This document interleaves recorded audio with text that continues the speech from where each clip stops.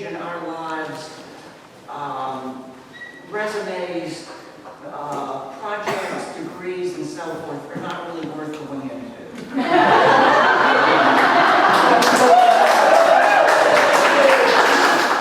I'll just say what one of our colleagues who has since retired from the commission said. He said, Rick Greenwood is the smartest man I know. And I don't know what I'll leave it at that. I don't disagree with that. But Rick is not only a highly intelligent, interesting person, but he's bright, he's witty, he's wonderful to work with. And his doctoral dissertation on the industrialist Zachariah Allen is the most interesting doctoral dissertation I've ever read. I mean, I actually could get through the whole thing and enjoy reading it. And that says a lot. And I'm sure that what he has to say to us tonight about Monohasset will be equally engaging. So, Rick Greenwood.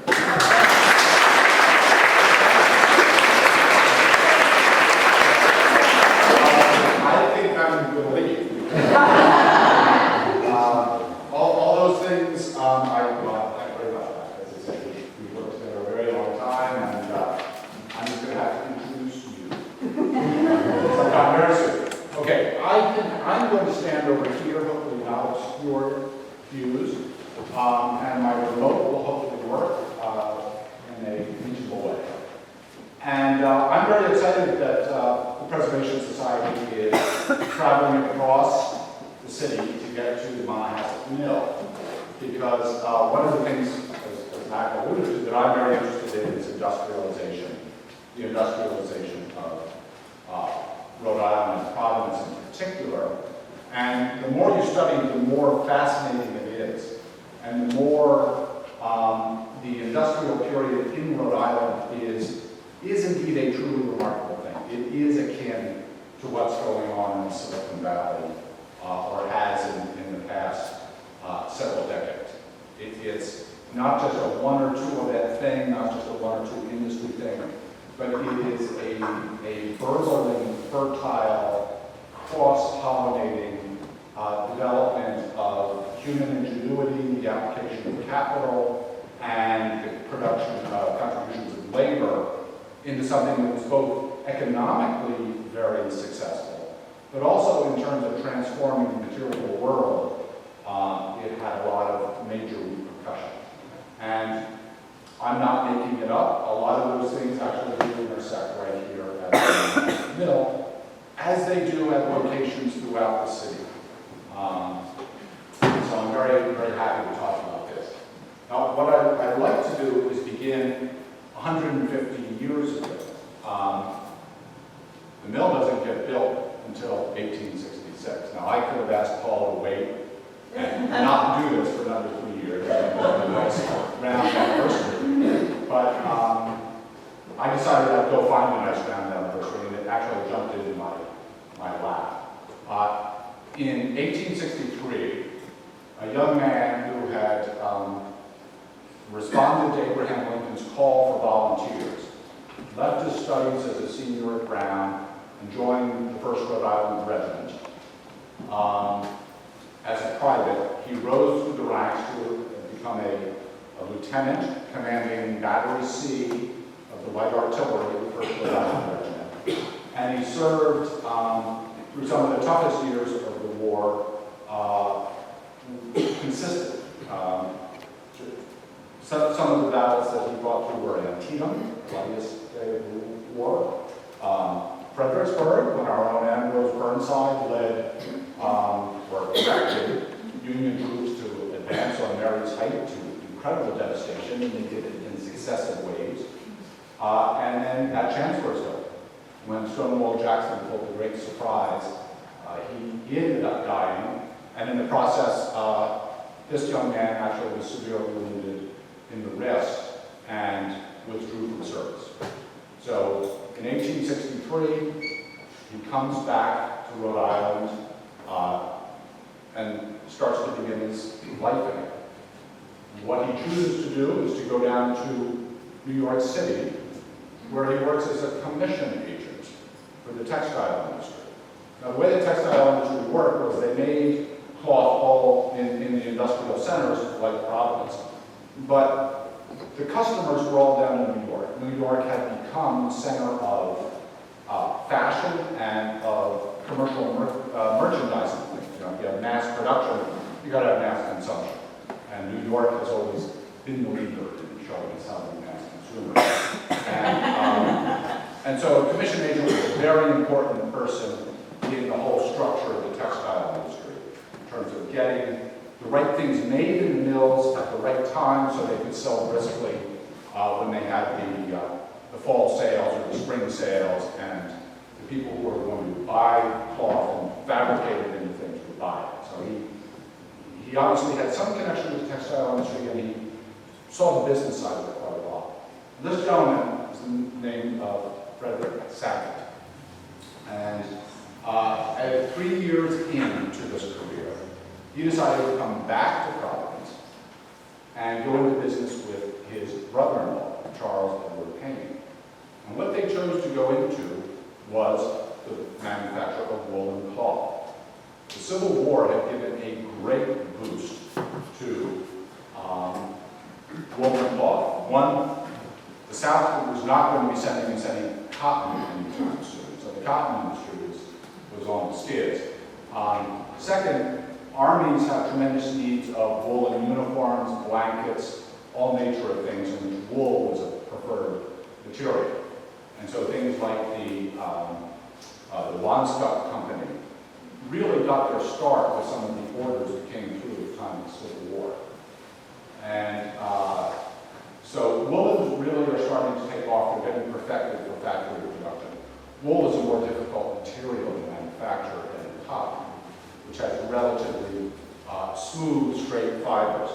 Wool has the curly, kinky fibers of the natural hair of sheep. And consequently, needs a lot of processing to be able to be handled by something other than a pair of human fingers, which is traditionally how it would be made. But that work was getting done. And let me just jump ahead. One of the key things that was going to help was the Crompton Fancy Loom of 1855. Okay, Crompton was a mechanic out of Lowell who developed a loom that had multiple harnesses. And so these could rise and fall and produce patterns in woven cloth. Now, there had been checks in cottons and whatnot, but woolens had generally been a single color material. But the Crompton Fancy Loom of 1855 all of a sudden was a technological breakthrough that transformed the fashion world as well, because as we look at this dapper gentleman here, in something fashionable in 1860, he is wearing a couple of kinds of what would be called fancy casiers. And this is just the way they would mix and match. If you were a sober businessman, you might wear all one color, but why not? And so this is sort of a change in both the technological field of production of woolens and also in the market for woolen cloth that inspired Sackett to come back and partner with Payne to go into business. So where are they going to put down and why come to Providence is one question. Well, as I already mentioned, the Wandscott Company.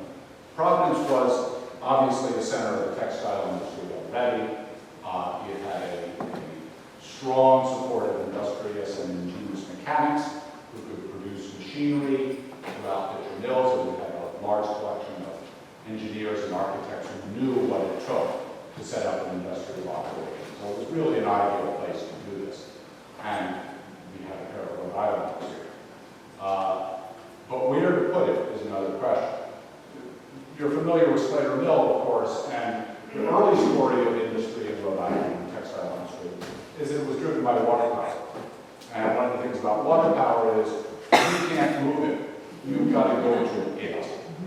And that was one of the reasons that Providence at first it was a financial center of the textile industry, but it wasn't actually a production center. because it has relatively little water power. You have to go up to Blackstone or out to Pawtucket to find sites that can really support a modern factory at the time of the building. But in the 1830s and then dramatically in the 1840s, things changed for Providence through the development, excuse me, of steam power, stationary steam engines. We're all familiar how the railroad transforms transportation and the steamboat does the same one for navigation. But the stationary steam engine, one that just sits in one place and provides motive power through a mechanical system of pulleys and shafts and belts and gears, that all of a sudden freed manufacturing from having to go to where the water power was or rely on human power, to actually being able to go wherever you could get some water for your boiler and a supply of fuel, wood or coal. And Providence, which was a transportation hub, and already had the finances and the interest in the textile and other industries, begins to go into steam manufacturing in a big way. And one of the great advantages for somebody starting with a mill in a situation like that is you don't have to go and fight for a location on a river that's going to be very highly valued. You can basically plunk down your mill, as long as you're in an urban center reasonably near transportation routes, you can put it where the land is cheap. And so what people increasingly were doing in the beginning in the 1840s and the 1850s, actually as early as the 1830s down here at the Waterman mills in Olneyville, was they began to locate on the west side of the city, where land was much cheaper. And if you look carefully at this, there were even, this is actually Johnston and North Providence on this side. At this point, the Muscatatuck River is actually the city boundary, still in 1849. But just some of the manufacturers, so there was a print works out here using the river's waters, which were clean enough to conduct that. There was a paper mill, where Rising Sun mills are today, here, and then some of the oldest steam mills in the state right down here. And of course, Grant Mill on Carpenter Street, and we'll be back to this later, the High Street Furnace. So there is some industry out here, but it's nothing like what was about to happen. And part of the reason it happened was a Rhode Island story as well. George Corliss in 1849 patents his new slide valve system, which in operation with this slide valve governor allows steam engines to be very responsive to the demands that are made on them. So that in a large factory, you may have some machines come on and some go off. And if you don't have a smooth response to that, then all of a sudden you'll be pouring a lot of energy into the mill through its overhead system of shafting. And machines may start to run too fast, and the product's going to change. Or they may run too slow, and the product's going to change. It was very important to have a consistent supply of power. We take it for granted because we don't have any brownouts. But if you know if you're on your computer, you don't have to lose all your electricity to all of a sudden have your computer start to behave in an inappropriate way. And if it's worse, it'll just kick out. And so there was a very similar problem for all mechanical processes in factories if you couldn't control it. So Corliss came up with a way to do that. He coupled it with the latest improvements in steam engine design, and he basically revolutionized this idea of a stationary steam engine being used in industry. And he built them all here in Providence. And so Providence was the center of the steam engine industry as well as some of the others, the textile was becoming, particularly wool was becoming one of its own blocks. So we've seen this Dapper Gent, we've seen Crompton Pants and Looms, so we know what's going to go into this factory. And I just say the product itself was a product with legs. It was really great. You, of course, can still buy Casimirs today. It's a corruption, or it originally comes from cashmere. And so it was a material that had been made for a long time, but largely by hand. But this was the development of factory-made cashmere, and it became just an essential lightweight woolen twill material favored for men's suits. And so I'll show you this ad from 1902, and I'll leave the fine print. They say, all wool, including fancy stripes, broken checks, rich plaids, and those fashionable green effects. So the Bronx fancy wool, which just kept getting improved, and we could have more and more harnesses on it. And more shuttles with different yarns, colored yarns going through it. That just remained very popular through the 19th and the early 20s. So hanging tackle really picked a good field to go into. So this is, in a sense, the earliest image we have of the mill that I've been able to find. And it's down here. And you can see the Woonasquatucket River. We don't have Kinsley Street really showing up yet. This is 1882.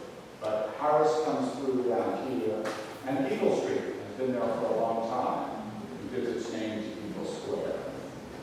Across the street is the Valley Worsted Mill. Now, worsted is another woolen cloth, and we'll touch on that a little bit later. It's not the same as Casimir's. So there are two branches of woolen textiles that have gotten early roots in Providence and are going to be a very big deal in this part of the city. Well, I'm sorry. If you have any questions or whatever, please just raise your hand and we'll deal with it. And so the other print works that we saw before is over here. And Sackett's former commanding officer, Admiral Burnside, is involved in the Rhode Island Locomotive Works just down the road here, which we now think of as out property we've got through a lot of transformation. So this area has within a not very long time begun to pick up some significant industrial operation. And we're not going to talk about it much here, but although these gentlemen, the owners here, either lived here on the east side or in the Tony residential district downtown, that's essentially disappeared, their workers were all walking to work. And so we see worker housing climbing up the hills and basically filling in land around here. So you start to get a satellite residential neighborhood growing in this area. And so this is the earliest and one of the only historic images we have of the mill, and it's a little bit later than our initial period, but I put it out there because you'll notice the cupola or belfry that sat on top of the tower. And that disappeared sometime after 1890, I don't know when, but this is one of the only images that we have of that. And I point out here, steam, the smokestack with a steam engine attached to the boiler house here. That has also disappeared, but was an essential indicator. And of course, in those days, advertising that showed a nice black plume of smoke coming out of there was a great sign of prosperity. Everything was running, the customers were buying, and the business was great. And then I also will briefly show you this octagonal building with a peak roof. That's a little gas holder building where they're manufacturing gas from coal so that they could light the factory. And work from home in their days over for business. And you get to see a little bit of what Eagle Square was like. Even in this heyday, the natural character of the city hadn't been eroded, except on things like this. This is rough up here. It's not like that now. This hadn't become really valuable enough for people to bother to turn it into developable real estate. So it was very, very just an eroded bluff, much as the glacier left it. And so it was a different kind of Providence, even though landmarks like this would be recognizable to us. You would not be in the hardscape that we see out there today. Now, for their factory, they're starting from scratch. They turned to James C. Buckland to be their architect. And I'm very grateful that they did, and I'm grateful that we know that. Because Buckland, while he is justifiably famous for his work on, here we see the Way Bassett facade of the arcade in 1828,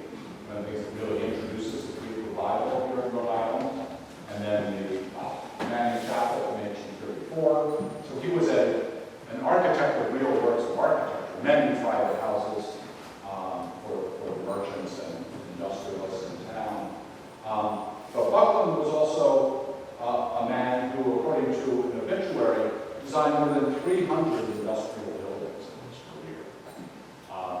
He was capable of producing the workers' housing designs or the factory designs.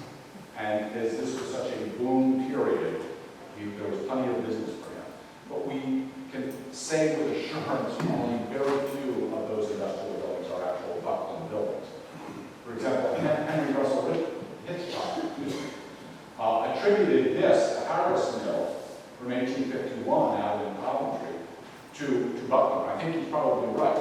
It has all the hallmarks of his sort of very straightforward, squared away group revival style. And if we look at that sort of attenuated belfry tower, it was very reminiscent of what we just saw on Arlington and Sims. And so one of the great things is that we know, oh, and the other thing I should mention is one of the Buckland's, it's a little funny to call him a protege because the guy was a boy genius, Thomas Tefft. Thomas Tefft worked in Buckland's office. And I think he probably brought to Buckland's sensibility the plasticity of working with brick. And yes, another woolen mill in Holmesville, Lanning. You may now, this mill is gone, but the big top flea market, the great mill with the two towers with the great domes on the top, there was one still there. This was the original mill built for that company, another woolen company. And you can see how Tefft and this used the brick to be able to produce something much less severe than what we saw in the stone Harris line. And so, although Tefft had left the firm by 1866, I think Buckland was able to build on what he learned from Tefft in what he produced here at the Monohasset. So let's look at it quickly from the top. Here is the top of the tower, missing its belfry. But we have the main body of the mill, which is 4 full stories and a 5th under the trapdoor monitor on the top. And then the boiler house, the smokestack would have sat right there, and also the engine house. So the engine would have sat here and connected via mechanical connections into the mill. And then woolens require a variety of, and all textiles, sort of secondary operations like picking and cleaning of the wool before you process it in the first set of machines, the first cars. And those were often very dusty and dangerous operations. And so they were often kept in separate buildings. And then sometimes you have things that are through the process and you destroy them. So there were, that is what was housed in this area here. So the original complex was this main building, and then an L shape in the back, and there was a little brick office building here that we know almost nothing about, except that if we go back to our map here, you can see there's the office out there. Here's the main mill, and there's our L in the back. And by 1882, it was also picked up some of these smaller ones, and there's our little polygonal gas on. So in this great drawing by Eden Collins, you can see the mill pretty clearly. I mean, it's too bad I really don't see it with the top one, but we don't have clear enough idea exactly how that worked. But you can see here the classic form of the Rhode Island textile mill, it's the New England textile mill, that was developed sort of based on the model that Samuel Slater introduced. And it's a high narrow form because it's all being driven by these shafts, overhead shafts, from a water wheel or a steam engine down at the bottom. And so you can't go too far away from that central source of power before the efficiency drops off. So you can't get too wide with mechanical drive at this period. And also, you're relying on natural lighting. Artificial lighting is, when this form is developed, it doesn't exist except in the form of candles. And so they want to get as much natural light as possible. And so that also gives you a longer, narrower build. They're very concerned about fire because of all the moving parts and the tremendous capital investment that the mill represented. And so they came up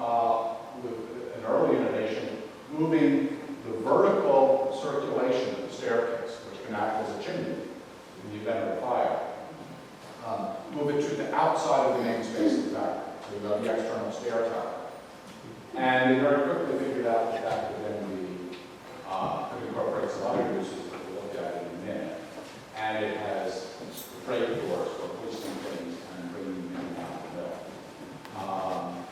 And in keeping with this idea of the generous use of natural lighting, up under the gable roof, and for buildings like this, the gable roof was what considered essential in New England with its heavy snow loads as a way to deal with that weight issue.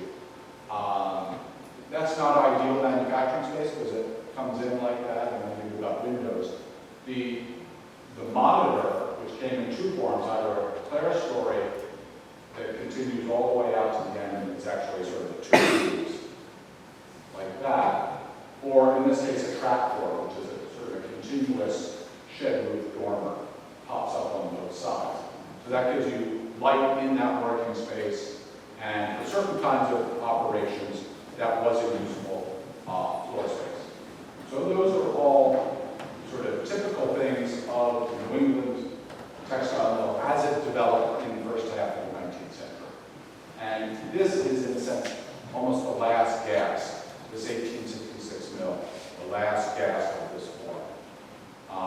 The other thing that we'll see in a minute is one is usually a masonry exterior, and on the inside it's a heavy timber frame, all designed to reduce exposure to danger of burning.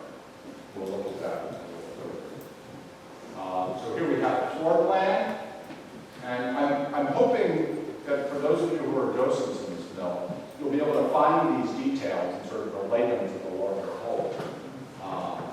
And I think with the open floor plan that they used there, that should be possible. So here's our stair tower. We can see the stairs only take a little bit of the space. We've got this long corridor here both for workers coming in and out, but also for moving freight and product. And then what they've done is they've enlarged the tower to allow for dressing rooms and toilet rooms. And so this would be, you have a rudimentary form of plumbing that would all descend down, but it gives you these spaces outside of the main work. That's the main thing. This just needs to be a large room to contain machinery and have no interruptions between machines and the overhead shaft. The freight elevator is a later, not too late addition, but it was not part of the original mill. They simply would haul things up with a block and tackle through here. And this is an example of what it looked like. This is from 2001. That's the restoration was just being developed. And you can see there's a central row of cast iron columns, these heavy timber beams, and there's no ceiling. And the floor up above is made up of thick planks within a wearing floor above it. No spaces. Hollow spaces are where fire can travel undetected. And so, hence the slow burning design. Now this happens to be cast iron. They also continue making it. And, but iron or wood. These also will continue through the floor in many cases. So if the floor happens to burn, if it fails, your column is still connected to a column down below. So you maintain an integral vertical support. And then another form of fire resistor, or actually fire-proof construction, they employed in the boiler house. And this was an innovation that isn't seen in that many mills. Interestingly, the Brown and Sharp complex did use this in 1872 when they built the new one. This is from 1866. And this is an English form that was developed, in which these are brick vaults. And these are iron sort of eye bars. And so the brick vaults are carried on these eye bars, which are in turn carried on iron girders and iron posts. So there is no combustible material in this room. And I show this picture of the boiler room itself, when the boilers were just being cut up to be removed. These all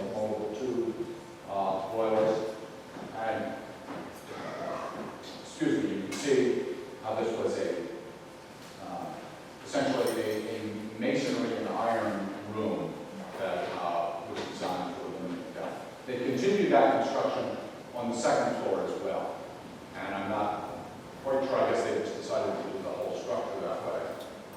Perhaps here for the picker operation or some other potential fire danger next door. So here's a quick view of the stair tower from the inside. You can see the double freight doors and the staircase winding its way around in one corner. And behind these walls, to the right, would be the dressing room and the front. One of the other things that they used here, both up on the top floor, under the roofs, basically. And if they didn't need to build a multi-story building, they would build a one-story building for operation. Is they would use heavy timber truss roofs, all with the goal of getting open space down below. That's the best space to work in.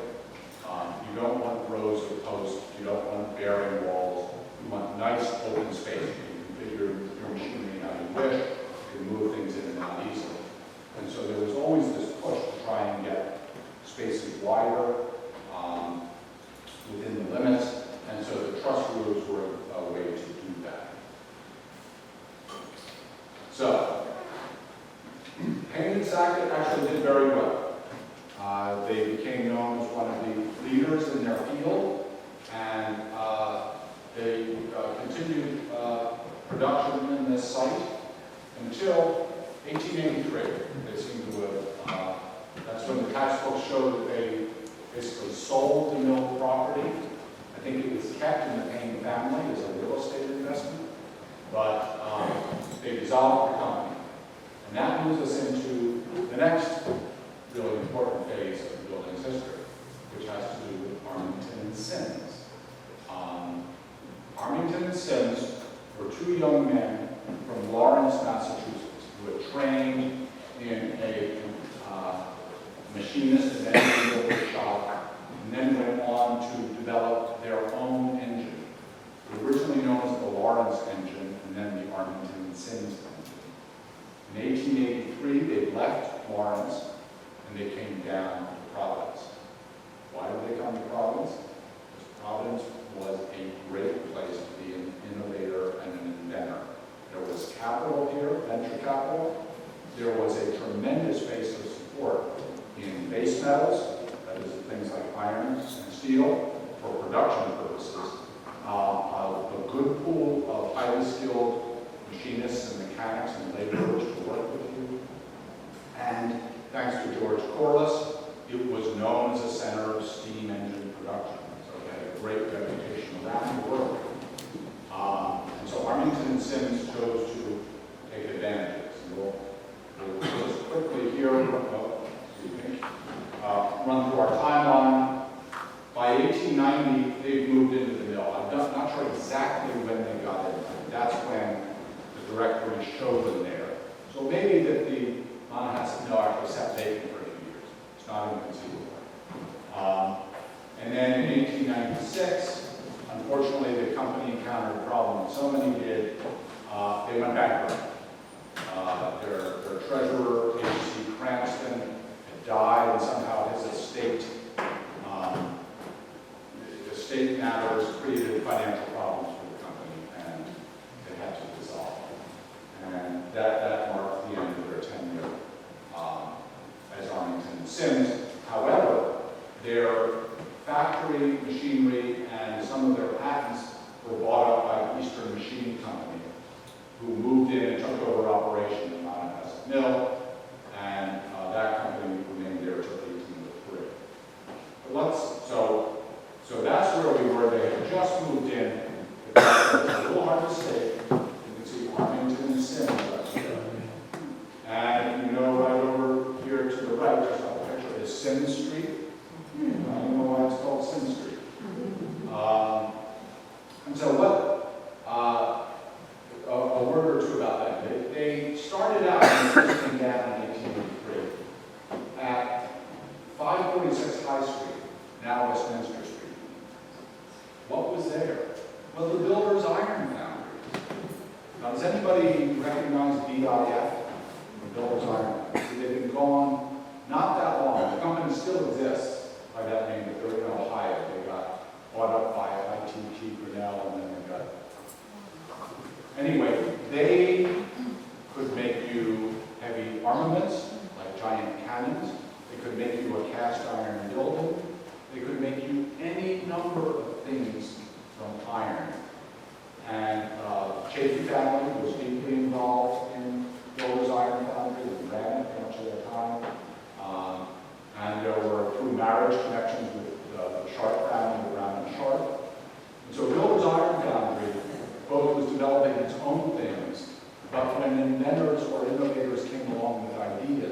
they could be the ones to help get it into production. And I don't know this, but I suspect that's just what happened here. And so what was so special about 1882 and 1883? Okay, well, here we are. This is just quickly showing how they not only taken over, but they also expanded beyond there. So Bill Design family, I think, attracted them because it had those production capabilities, and they apparently were willing to make some room for them. And also, you had the Brown and Sharp Company with its precision machining equipment and all of the innovators who worked there, basically assuring them that there was a strong base of people who could do precision machining. Because if you're going to make the kind of engine that they're making, there are very low tolerances as to how well things have to be made and make it work properly. And so these are just some of the machine tool and base metal industries that were big in Providence, made it a great place for Arlington and Sims to come. So why 1882, 1883? Well, 1882, Thomas Edison opens the nation's first central electric generating plant. The first time he was selling power to people blocks away, and they could turn on electric lights from power generated at his main generating station. We take it for granted. Edison was the first person to do it. Unfortunately, he did it with direct current. Westinghouse argued for alternating current, and he won. But we still have Edison illuminating companies. Edison Electric is sort of a byword, not in our state, but in other states. And so he had grand plans. The first district that he electrified was down in Wall Street. He aimed high. He wanted to really convince people this was a great thing. But so he had these giant jumbo turbines, they were called, the biggest turbines people had seen, or dynamos rather, for generating the electricity. But they need to be spun, they need to be run by steam engines at this point. So each one had to be hooked up to a steam engine. That's what we see here. Here is the dynamo, which will produce electricity. This is the steam engine that will get it to do so. And he started out with a very highly regarded engine of the day, the Porter Allen steam engine, hooked up to each of these dynamos. And the problem he found was when demand changed out there, when people wanted to put on more lights, the engines were responding too sensitively.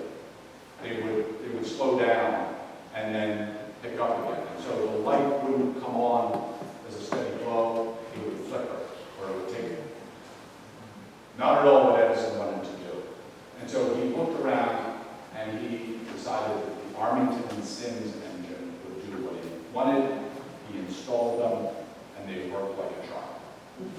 And all of a sudden, Armington and Sims becomes the engine to have if you're generating electric light. The trick in the Armington and Sims design, well, one, it was a high-speed engine, so it worked much faster than the George Corliss. If you've ever seen one of those operate, they go at a terrible walking pace. But these things are going 3 times as fast. They're going very fast. And one of the great things these had, though, and here these are examples of, obviously, the Armington and Sims, but they had a governor. Remember, we talked about the flyball governor and how important it was for Corliss. Well, that just changes the speed of the engine depending on the demand on it. And if it's not calibrated right, it can be jerky, which is what Edison found with the Porter Allen machines. Armington and Sims had a governor made by Wrights. It was the Wrights design governor. And that not only adjusted for speed, but it also responded to the rate of change. So it would never do anything jerkily. It would always do it very smoothly, whether it was speeding up or slowing down. And the result was that when you turned on a new bank of lights, when a new building started its day, there was no flicker. And Edison was ecstatic. He ended up ordering at least 300 engines from Armington. And somebody who paid close attention to that too was Henry Ford. And so the Armington and Sims really dramatically became one of the three major engines, steam engines being produced in this country. There was the Corliss, there was the Harris, which was a modified version of the Corliss, and there was Armington and Sims. And they were all manufactured here in Belgium. It was quite remarkable. Now, the great news is that we have some Armington and Sims machines. They're not in the Monohasset mill now, but at our own New England Steam and Wireless Museum. How many of you have been there? Too many hands didn't go up. You've got to go. It's an astounding place where they have these three Armington and Sims engines, one of which they have operated. And you can actually see it work in its silent majesty. But this is a good example of what they look like. They're very compact. There's Bob Miriam demonstrating how they are working. And as we look at all of these two engines were made specifically for an electric generator.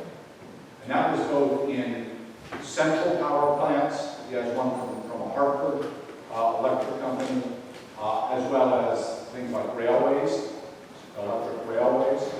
But he also made smaller engines that would go on ships and steamboats. And the Navy was one of their clients, and they outfitted a number of those with engines for producing electric lights on board boats.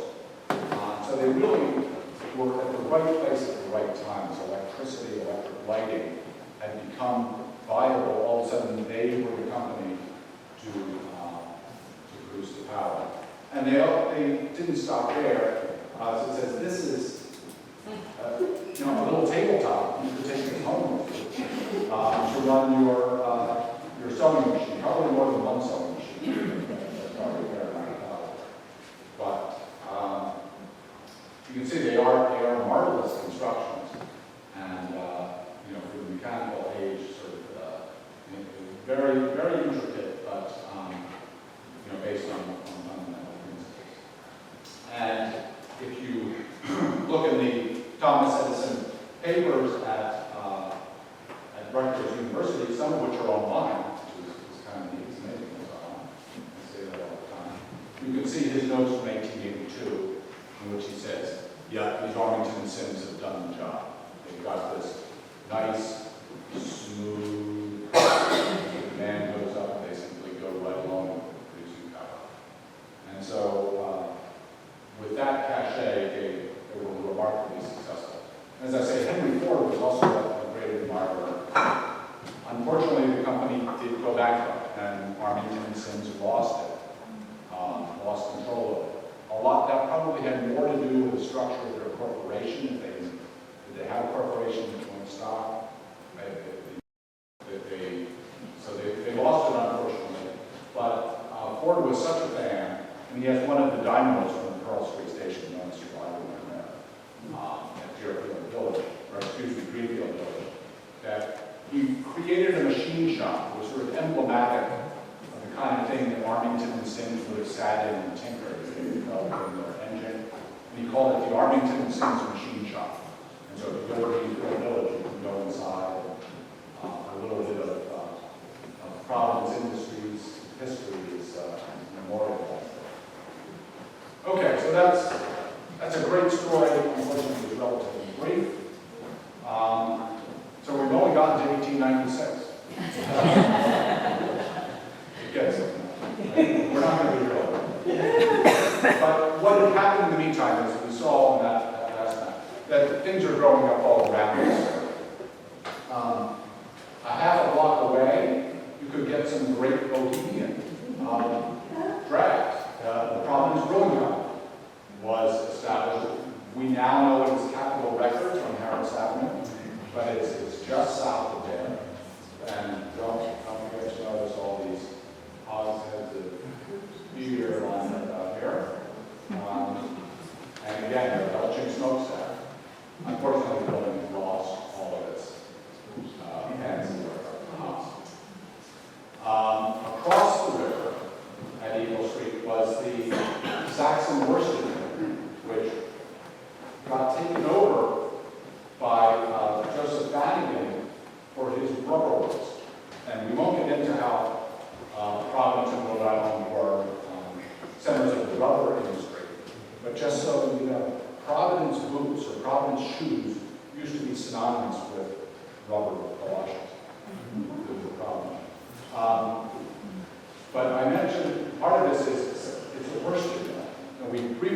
Run Valley Worsted Mill, which was the first one in the state. It's right across Depot Street from the mill. The worsted industry is also let's go back a second. A branch of the wool industry, but I won't go into how it is different, but it has to do with the fiber, the length of the fiber of the wool. So you have to sort all the fibers by combing before you do anything to it. But it too became a highly fashionable cloth to produce for men's suits and overcoats. And Providence, once again, rose to prominence in the worsted industry, and that became very big in this neighborhood as well. And then down the street, Rhode Island Locomotive Works is still, I won't say chugging alive, I'll say chugging along. It's grown quite a bit, and in a very short time, it will make the rather dicey transition to manufacturing automobiles, which it did successfully in terms of the technology, but not the economics. This gives you a sense of what this part of the city can become. We don't see any much in the way of trees here. We still see some vacant lots, but it's pretty heavily industrialized at this point. Just upstream a little bit is the Providence worsted, which was its companion of the national worsted, became one of the national leaders in the worsted industry. And it we now know as the Rising Sun Mill. And you can just see the size of that complex. So it's actually 1, 2, 3, 4, at least 4 mills there, all under basically one set of owners. And that's what it looked like in the first time. So what we see now at Rising Sun is only a portion of the original complex. There's some parking lots and whatnot. So worsteds were a very, very big deal. And not surprisingly, it was a worsted mill that chose to move into the Monohasset mill. What's interesting is, it was the Cleveland Worsted Mill Company that chose to move in there. And they're from Cleveland. That's where their main operation was. So Providence had such a reputation as a worsted center. They said, let's go to Providence. And so they moved into the mill. They seem to have occupied quite a bit of it, but eventually they're sharing space with the Harris Leaf Company, who made rugs, woolen rugs. And so we sort of passed the period where we have one giant operation occupying the whole mill, and it's starting to break down into smaller tenants. So here we are. You can see the rubber. There's the Saxon Mill, and it's expanded across the street. Rhode Island Locomotive is just up the way there now. American Locomotive Company. The old Richmond dyeing is still there. It's grown. It's come across the river, in fact. In fact, we'll be seeing this building again. There's a new building here for the Rogers Mill, American Screw Company, which we'll see again later. Here's our brewing company. Valley Worsted has grown into American Woolen Company. And here is the Monohasset Mill, Cleveland Worsted Company. Interestingly, Monahan Vehicle Company. What little we know about that is they started out making vehicles, trucks and things like that, more like carriages, heavy trucks. But when the internal combustion engine came along, they too started to add motors to vehicles, actually make vehicles. And so Monahan Vehicle was here for a while, and then later moved to a building that still stands over on Apples Avenue over here. And then it's a little hard to see that, but we see the American File Renewing Company. If your file wore out, apparently they would struggle. There was a lot of filing going on in Providence. And so there's our complex. It's picked up some more buildings sticking out here, probably from the Arlington City. But it's a very, very dense neighborhood. And there's one of the reasons that files, one of the other indications filing is the Nicholson file, which is just down in Muscatatuck.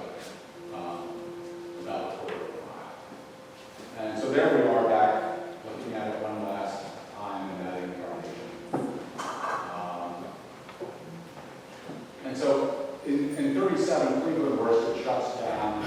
Harvest Meat continues on in there, but they pick up lots of other tenants. There are machine dealers, there are several small worsted mills, little operations that are in there. And then by the second half of the 20th century, you see jewelry manufacturers become more and more dominant. So in 1966, the 100th anniversary of the mill, we had a printer, an electroplater working in the jewelry industry, 2 jewelry manufacturers, a paper box company, which probably could also be associated with the jewelry manufacturer, and the realty company that actually owns the mill, so it's sort of a landlord. So the inside was getting carved out in different people and different pieces. I remember when I walked through it the first time, the floors were literally tiny little copper coins from Turkey or something like that had been, they were using to create, charm places. This is literally the jewelry industry all over. Okay, so we're not going to spend a lot of time talking about that, because we want to get to 2000. Now, in 1992, a fellow by the name of Eric Bright, an artist, figured that this actually, the rent wasn't so bad there, and he bought space there to be his studio. And as the 90s wore on, and real estate began to get kind of hot in this area, and the Providence Place Mall was under construction, sort of changing the way people thought about that part of the city. All of a sudden, a pattern of change from the existing 50 years or so of light industrial use sort of patched together, and then these artists sort of seeking in between cracks and find spaces that were cheap for what they did. By 2000, Wright and some of his fellows had concluded that there was trouble on the horizon in terms of being able to keep a space like this, and it was very clear to see the minute. And so they formed the Monohasset Mill LLC, and they started to work to acquire the Monohasset Mill themselves. Now, this brings us to what I call sort of the Eagle Square controversy and what I call the Battle of Fort Thunder. Is anybody familiar with Fort Thunder? Great, I knew you were going to call. Fort Thunder was, this piece of the old Valley Worsted complex. And on one floor of it, a group of artists and artistic entrepreneurs, they were hard to classify took over the whole floor and basically used it as a studio and, on occasion, a performance space.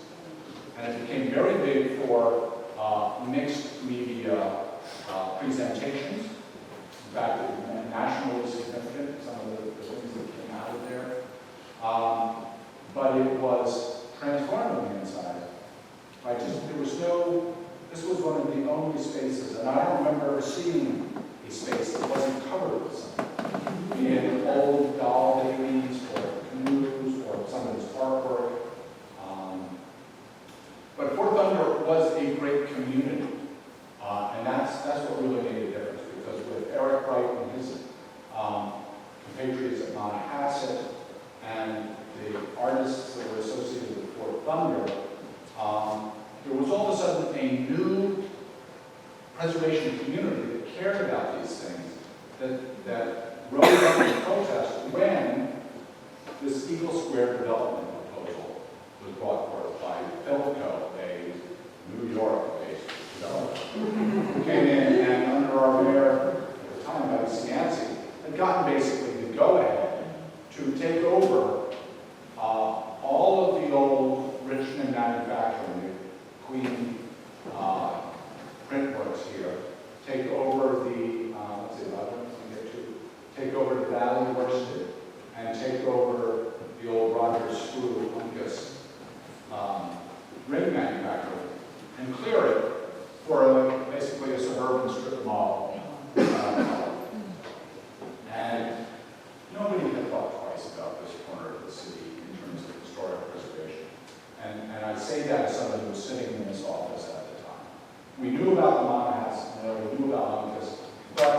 did we ever really pay that much attention to all of the buildings that were in here? Not really, and, you know, they didn't have a whole lot of curb appeal. But on the other hand, I think one of the things the artists demonstrated was that they had a really important role to play in the city's character, both the social fabric of it, but also this was a place. May have not been a place that many of us ever spend any time in or we will appreciate. But if you did, it had a lot to offer. And, you know, Ned Connors and I would go down there and we discovered Erickson Place, which the bridge was no longer there. We always assumed it was named after John Erickson, the designer of the monument in the great Civil War naval battle. But it was a a paved, stone paved lane that ran down between these mills and here. And you got inside there, and all of a sudden you were back in the Providence, Arlington, Sims, or Cleveland, Worcester. It was just a place where it had not been transformed. And yet, this felt open, basically white, and just literally take all those buildings out there. And so the Providence Preservation Society became the key opponent to this plan. And through their appeals to the City Plan Commission, they pointed out that although this had been not appreciated, it was well worth appreciating. And this was a plan that would indeed have a major adverse effect on the city's character.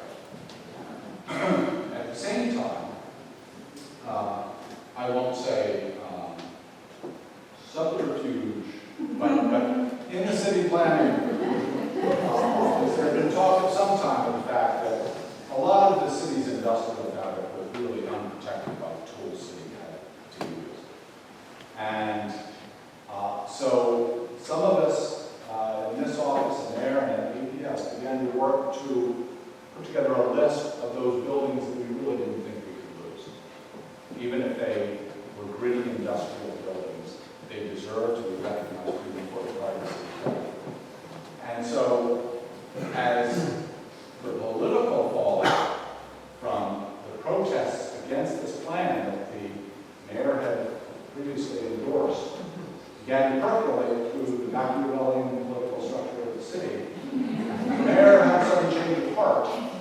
The mayor declared that there would be an industrial and commercial buildings historic district, and lo and behold, the planning department had a list.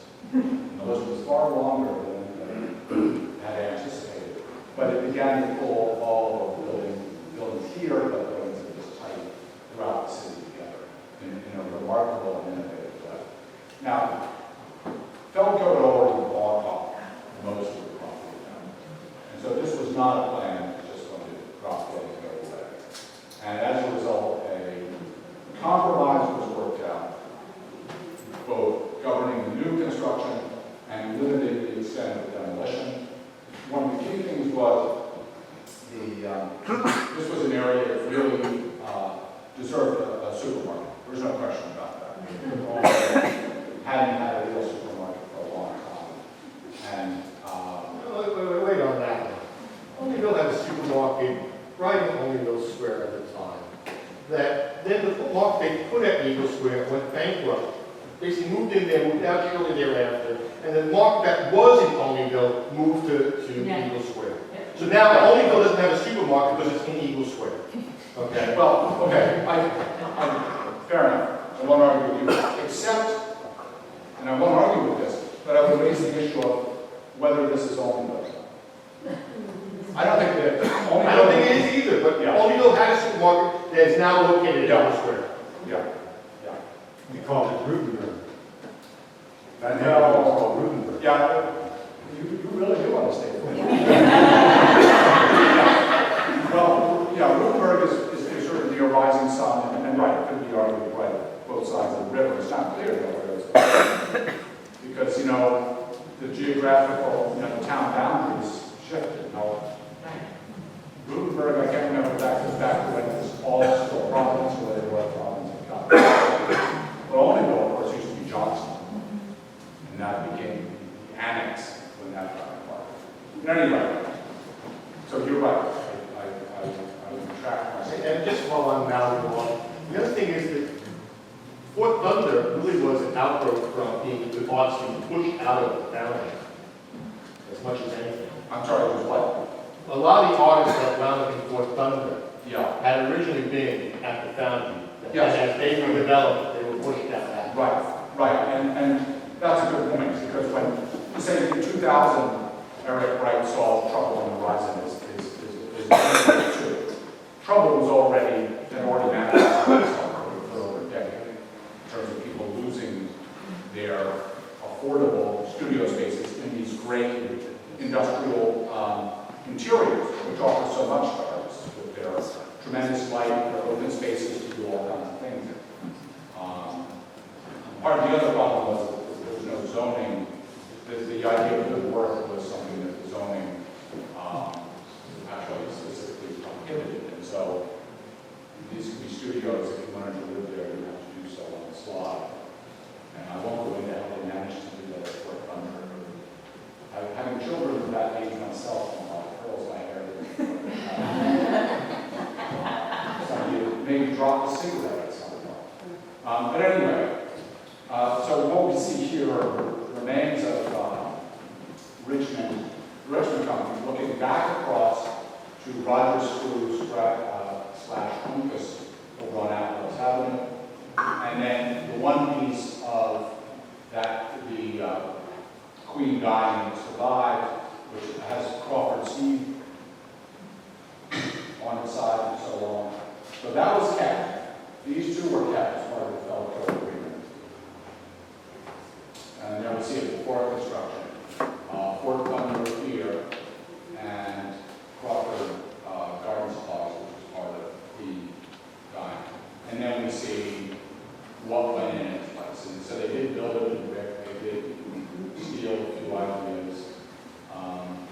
It was kind of a thankless task. I think Clark Shuttle was one of the people involved in it to try and come up with designs for these new buildings. It wasn't too great in the front, but it all around. And actually, Fort Thunder did survive. They just had to take out the floors and readjust the floor levels. Because indeed, as we found out not so long ago, this still is floodplain there. And that's although it's hidden, it's right back there. And so if you wanted to do a substantial rehab of these things, you would find that your first floor, maybe your first two floors, were in the floodplain and unusable for occupancy. And so that drove some of that. So that was basically going on while across the street, the Monohasset Mill, LLC, was demonstrating a totally different technique for dealing with the issue of how to do these buildings. They basically took it over to redesign as living and studio spaces, a combination of both. And they both got affordable housing incentives from HUD to create some units for artists that would remain affordable in perpetuity. And they were also able to take advantage of a new program the state had instituted at about the same time that the Industrial and Commercial Buildings District was created. That was known as the State Historic Preservation Tax Credit. And remarkably, it got people invested in preserving these mill buildings that 2 years before developers had looked at and said, well, there's a lot of vacant land, great land here, we can get these old buildings out of there. All of a sudden people were saying, there are great buildings here, we can put them to use, and we've got a credit that makes it economically viable. End of that part. So anyway, with James Barnes Architects as in charge of the design, they basically took over the development of the mill, 37 units, all on open plan, at least 5 of which are affordable. And interesting, a lot of it was done by artists who didn't necessarily know when they started about this, but they did that. The floors, in some places, are salvaged from Fort Thunder, because they did have to take out the floors to raise the floor levels. I think this is one of copper doors from Marvel Gym, which happened to be going under demolition at the same time. So they scavenged all over the place and inserted stuff. So that's why this is, going to be, I think, a great tour site. And so here we see it. It's not completely done at this point. The main mill is the last part to be done, but the engine boiler house that we see up above has been done. And the model so as these guys had already gotten this idea and were running with it, all of a sudden down the road, a much bigger project really changed the way people thought about this neighborhood in a positive way, which was back there at the National Providence Woolen Mills. Streeter Brothers from Baltimore came up and taking advantage of the federal and state tax credits, they turned it into the Rising Sun Mills, which they rendered out pretty quickly, as I understand. And so that was sort of the beginning of a tremendous surge in adaptive reuse and preservation of industrial buildings. This, on the other hand, does not eliminate the problems that Monohasset was seeking to correct, which was when you rehab something, you necessarily kick everybody that's there out. You no longer have affordable rates. You no longer have open spaces. These are all income-producing properties. So that problem, this isn't the one solution, something like this. Just as Monohasset can't be the one solution for all these mills. But there needs to be a balance. And I think that's something the province really needs to. We've seen Tucker's growth and other satellite communities grow from provinces' laws in terms of providing those kinds of spaces. And an interesting spin-off, when all this was going on, I was teaching a course in urban studies at Brown, and one of my students said, well, I've sort of got this real project that I'd like to make a class project. And his name was Clay Rockefeller. He was one of the four partners. He and Eric Wright and David Stern and Joel Chapman. They were STEM. STEM. Probably Stern got it wrong. Right, not sure, STEM. STEM, thanks. Basically, Clay was very interested in the property next door, Providence Steel and Iron Company. And interestingly, this company, established in this complex in 1902, was a spin-off from the Builders Iron Company, which had established its own operation right across the street. So right across Sin Street. So just to orient yourself, if you're not that familiar with the area. This is Kinsley. We just missed seeing Monohasset over here. So this is the steel yard now. Sin Street, and right on this side, there are a long row of brick buildings. That's what's left of Builders Iron Foundry industrial operation in Providence. The operation on Westminster is long gone. There's no evidence about that. But anyway, so Clay was interested in this idea of taking an industrial space and keeping it in industrial use and keeping a link to the industrial heritage of the neighborhood in the community. And so both creating a place where metal artists, metal workers could work and do things as well as bring in young people or any people from the community to learn basically these skills and arts in a real industrial setting. And that vision is so he brought in this model to class and explained everything about it. And some of that isn't what goes on out there today. And so I've always thought of that as being an integral part of the Monohasset story because the people we are, they share a property line. In fact, we see it right back right there. Okay, so that is as long as I'm going to keep you. So hopefully there was enough in there that you found fascinating about Monohasset.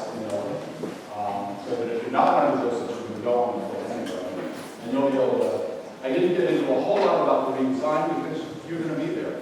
And I think you're giving it all to you secondhand, you can get it firsthand. But it is a great story, and a great little microcosm of provinces. So thanks.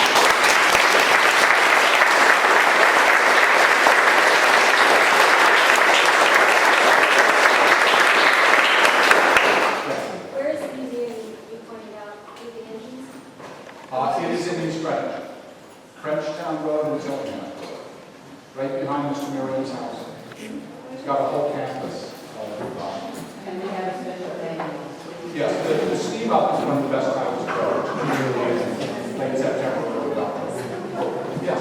I was just going to ask for anyone that will be there on Sunday, the steel yard is open as well. This is Sunday the 9th of June, and they will be having 3 tours in the afternoon. You can find out the times either on our website or once you sign up for the tours as well.